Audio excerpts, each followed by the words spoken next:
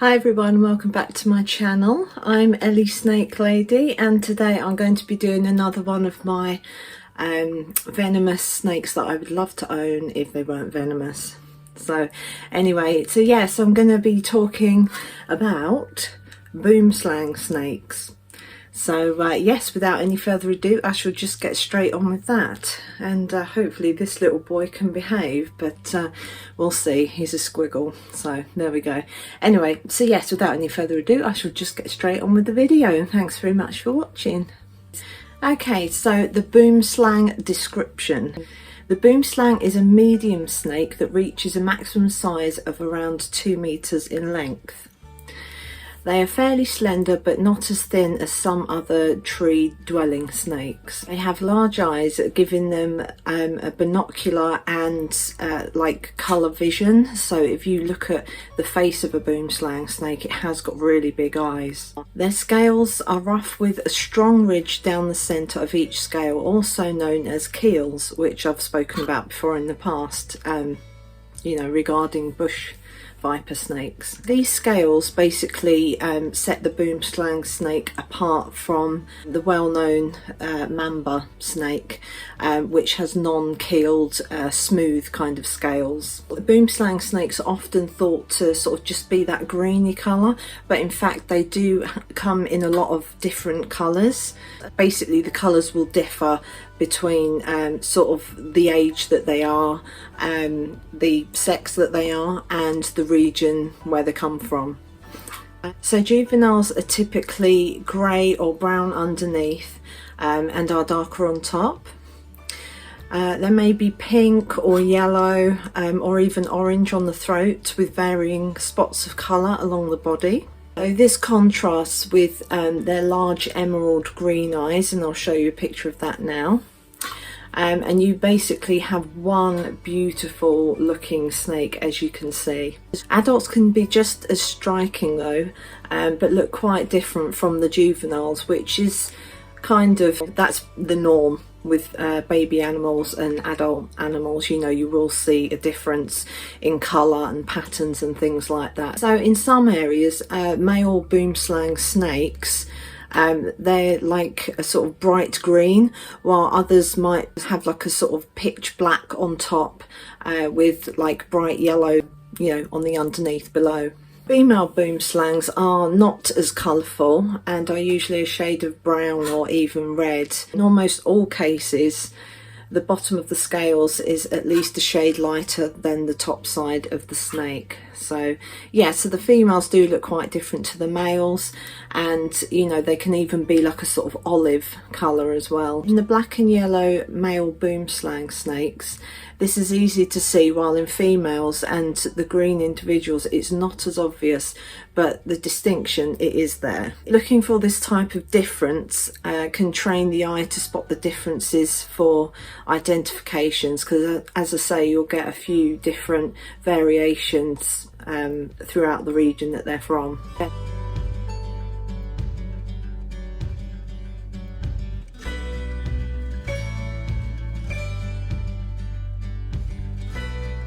Habitat and distribution.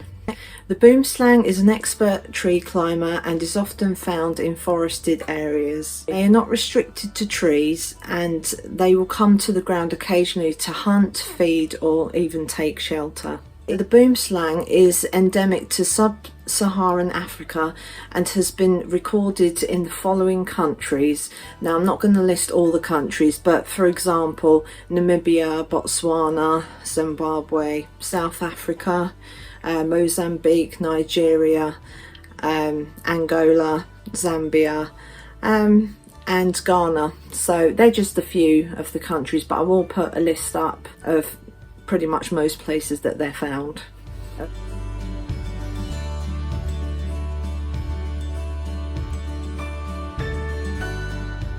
Behaviour and defence. Boomslangs are diurnal snakes and commonly referred to as shy snakes.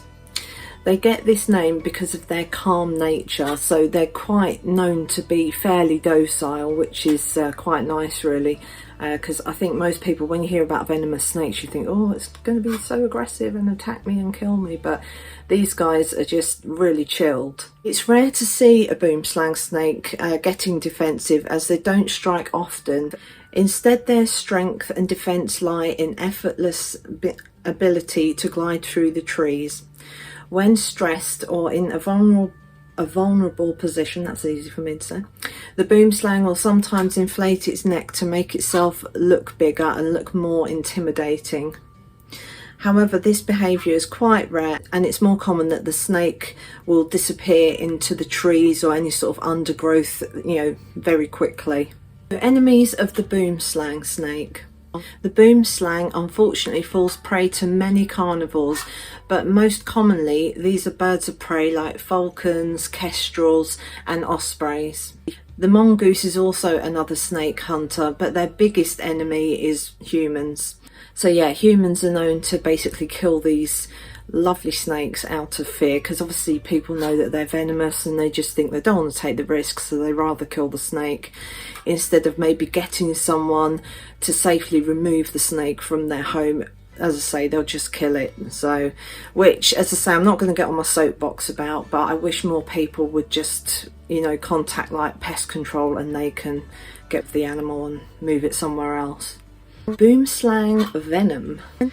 In 1957, Carl Schmidt discovered that boomslang venom is primarily hemotoxic, which means that the hemotoxins destroy the blood cells, disrupt blood from clotting, which can lead to organ and tissue damage basically. He was bitten on his thumb by a juvenile boomslang, and he didn't think that the dose was enough to be fatal, and documented his symptoms and experiences almost to the end. In fact, Schmidt was asked just a few hours before he died if he wanted medical care, but he refused because it would upset the symptoms that he was documenting. So this guy is so brave, and obviously he's done a lot sort of where snakes are concerned and where boomslangs are concerned as well.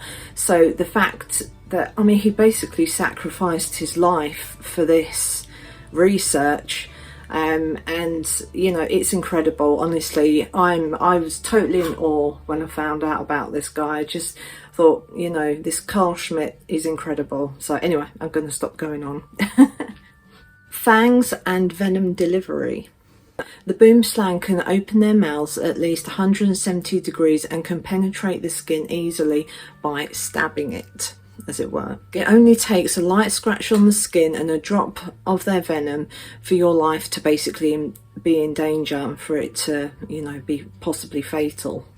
However, it is well known by snake handlers that boomslangs are very placid snakes, as I've said before.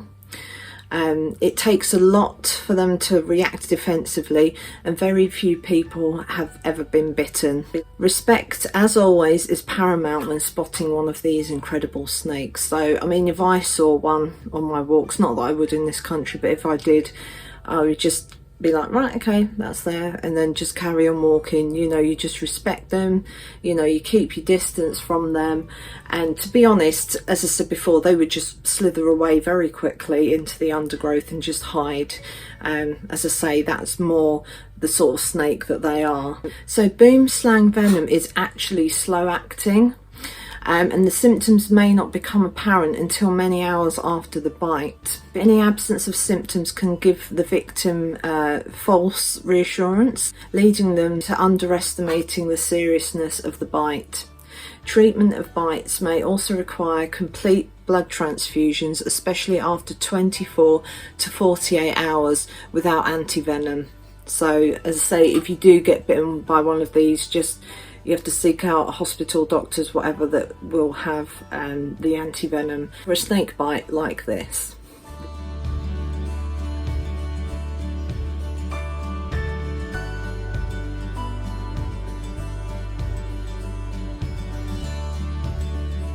This little boy is still with me, by the way, he's just mooching. Right, diet and hunting adaptations. Boomslangs are daylight hunters, as I said before. That's what diurnal means. And they feed mainly on lizards, birds and eggs. They have large eyes with binocular vision and can see in colour, which I've mentioned before. These snakes blend brilliantly into the foliage by remaining extremely still while moving their head and neck side to side, mimicking a branch swaying in the wind. This movement might also help them to see their prey better as well, and I have seen snakes sort of, you know, move their head and do that sort of thing. My snakes have done it as well, especially Apollonia. She'll be still and then she'll be like moving her head side to side and flicking her tongue, so yeah. So once they capture their prey, the potent venom allows them to subdue their prey quickly and feed from the relative safety of the treetops. The venom also helps break down their food, and this makes it easier to digest, especially as they are swallowing their food, or their prey whole. Sorry if you can see my hand being everywhere, it's because of this little guy. So, boomslang reproduction. Male boomslangs engage in sparring matches during the breeding season. The snake that dominates the other wins and gets to mate with the female, which, as you've seen, is normal throughout the animal kingdom. You'll always have, or generally you'll have the male sparring, so they get to mate with the female. You know, the female is the prize at the end of it, as it were. She'll lay between 20 to 25 eggs, maybe even 30, in a humid location like a hollow tree trunk, or like a heap of decaying matter, you know, I suppose like wet leaves and things like that. Like most snakes, boomslangs do not care for their young. They lay their eggs in a suitable environment and then move off, which can be said for a lot of snakes. Not all snakes, but most snakes will do that. After about 2 to 3 months, the eggs hatch and the young boomslang emerges ready to fend for itself. Young boomslangs are stunning, and they really are. They are more colourful than the adults and have oversized emerald green eyes, sometimes showing flecks of blue and orange along the body. So I will, as I say, be putting up pictures of these, and they are such cute little guys as well. So yeah, another reason why I love boomslangs. So at only 20 centimeters in length, the young snakes are incredibly vulnerable, and most will not make it to their adulthood. Those that do might reach a size of nearly 2 meters and live for around 15 years. So 15 years is, you know, a good long time for a snake to live, and I imagine if they're kept in captivity they probably live longer. Conservation, just a little bit on this. It says while boomslangs are not threatened with extinction, they are unnecessarily killed out of fear. As I've said before, you know, humans, it's natural to be scared of anything venomous because, you know, no one wants to die. It's one of those things that people would just be like, oh, I'd rather just kill the snake. And now if children were in danger or anything like that, then, and the snake was actually going for them or something like that, then yeah. But these snakes, they don't go for people. As I said before a million times, they rather just hide, you know, as I say, in trees or undergrowth or whatever. So this boy's crazy. That's basically my video on boomslang snakes, and they are my favourites because they are so cute and they're stunning as well. They're absolutely beautiful and I love them to bits. So I would love to own one, but that's not going to happen. So if you did enjoy this video, then please like and subscribe, and when you do subscribe, please hit that bell notification and press all so you get notifications of all my latest videos. And if you've got any comments or questions, then just pop them in the comments section below and I'll do my best to answer them. But for now, from myself and the squiggly Asclepian, it is goodbye. And we'll see you in my next video. Thanks very much for watching.